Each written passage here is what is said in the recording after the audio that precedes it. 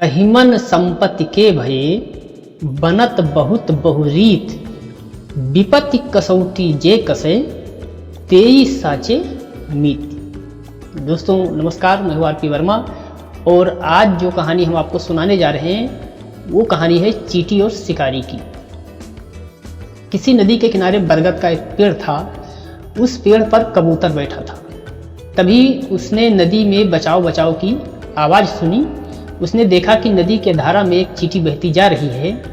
तो कबूतर ने देखा कि वह पानी से निकलने का प्रयास कर रही है और नहीं निकल पा रही है। तो कबूतर ने सोचा कि शायद इस चींटी का बचना संभव नहीं है, इसलिए कबूतर ने उस चींटी के लिए एक पत्ता तोड़ करके नीचे गिरा दिया। चींटी पत्ते पर चढ़कर बाहर आ गई और उसकी जान बच गई। अच्छे कार्य के लिए उसने कबूतर को धन्यवाद दिया और दोनों में मित्रता हो गई। कुछ देर बाद वहाँ पर एक शिकारी आया। शिकारी पेड़ पर बैठे कबूतर को देखा और उसने धनुष कमान संभाली और उस कबूतर पर निशाना साध दिया। चींटी ने देखा कि जो शिकारी है वो इस कबूतर को मार डालेगा। तो अपनी मित्रता निभाने के लिए चींटी ने क्या किया कि धीरे धीरे गई और उस शिकारी के पैरों में जोर से काट लिया। शिकारी छटपटा उठा और उसका निशाना चूक गया। कबूतर की जान बच गई और कबूतर उड़ गया। इस प्रकार चींटी ने कबूतर की जान बचाई।